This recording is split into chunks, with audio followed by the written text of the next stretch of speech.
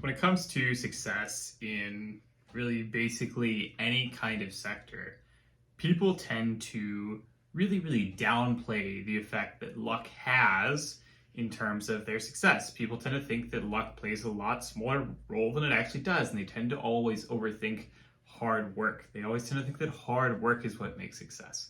And they've done actually a lot of studies on this topic, and yes, it does vary from field to field. So for example, when you have something that's highly reliant on a certain kind of skill that is very stable and does not change over time, then yes, it is in many cases a lot more about hard work, which is to say that you have to spend a lot of hours really practicing that skill or whatever the case is so that you get better at it. It's not changing very much, it's something that you can continue to master over time.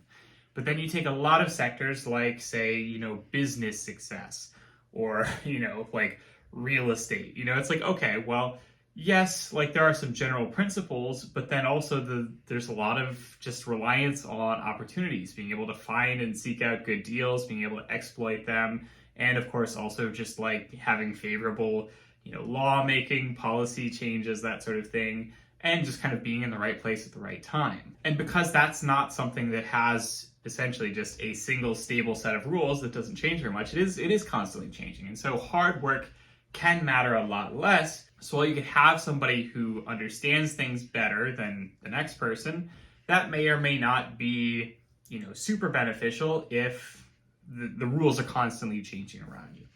Now, in particular, also another one is fitness. Fitness really does have a lot to do with genetics. I've talked about this previously. The range of responses that you can get from putting basically this, like a bunch of people on the exact same exercise program is massive. Like 50% difference, from one person to the next. So when you have an outlier who's super genetically gifted, they're obviously going to benefit a lot more from training than the average person. That doesn't mean that, for example, hard work means nothing. Obviously, you do have to put in hard work.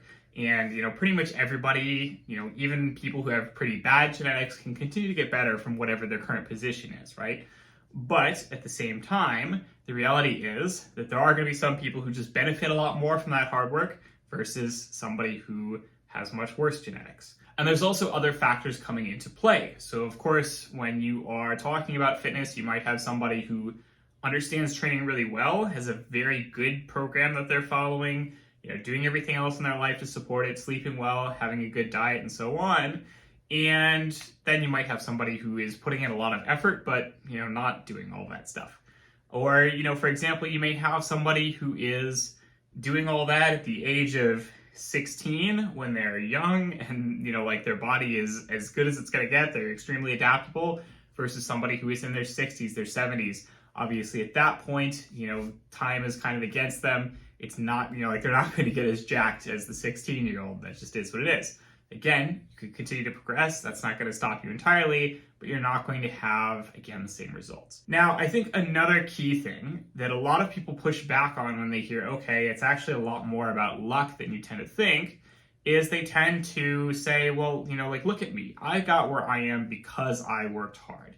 I, didn't ask for handouts. I did not, I didn't need a leg up, blah, blah, blah. I worked hard to get where I am and so on. And that's all true. The problem is that, again, it's not about the fact that chance means everything, right?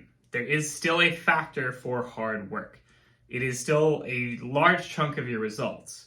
But at the same time, you need to be in a position which those talents that you're making use of, that hard work that you're putting in, is actually coming to some benefit. And that's why I would like to kind of reframe the effect that luck plays. It's not about luck, it's not about chance, it is about opportunity. Which is to say that when you frame it as opportunity, lots of people will agree with that. If you say, oh, I had a lot of opportunities, I took advantage of them, I was able to benefit from that, made a huge difference in my life.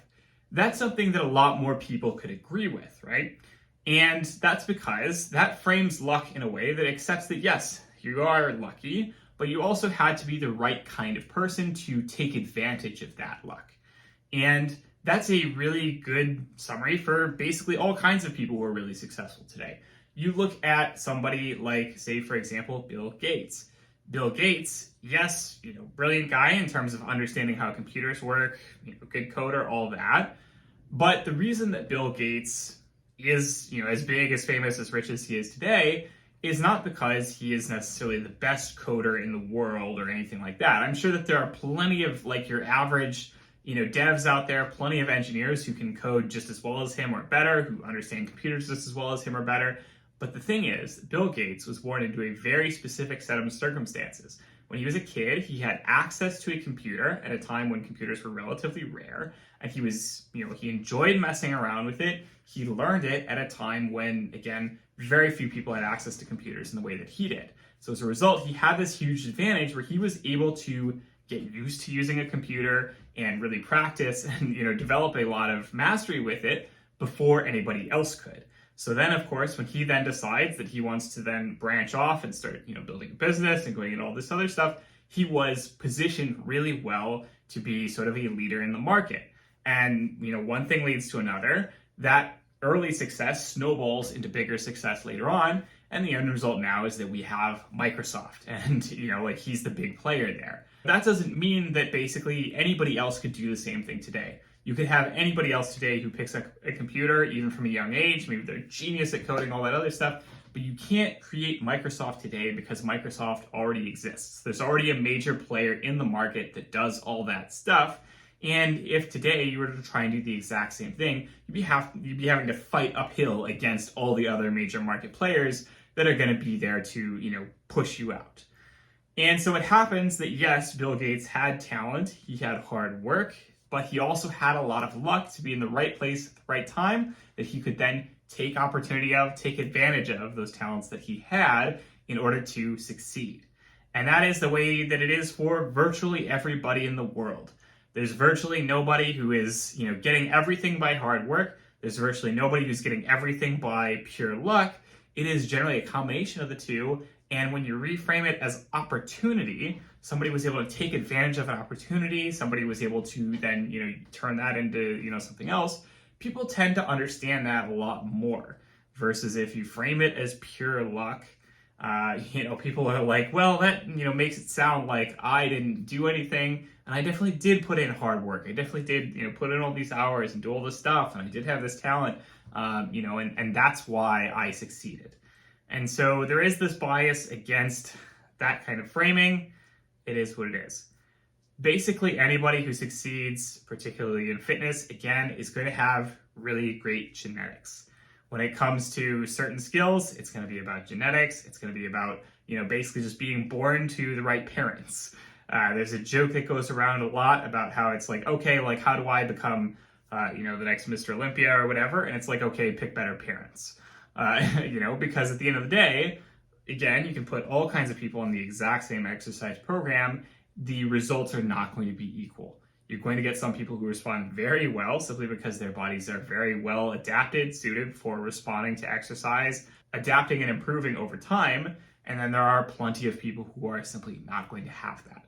And there is, again, this tendency to downplay those natural differences between people, to pretend like everything is just hard work. And that becomes, again, a negative. It becomes a way of doing purity politics. It becomes a way of doing, shaming people who don't have what you have, framing it as if people who do not succeed are simply lazy, when the reality is that very often, they're working just as hard as you, they're trying just as hard as you, they just have not had the same opportunities offered to them, they don't have the same natural inborn advantages, they weren't born to the same parents, and so on. So, that is all for this week's video. Hope you learned something, hope you enjoyed it. As always, don't hesitate to like, comment, subscribe. I will talk to you next week. Have a good one.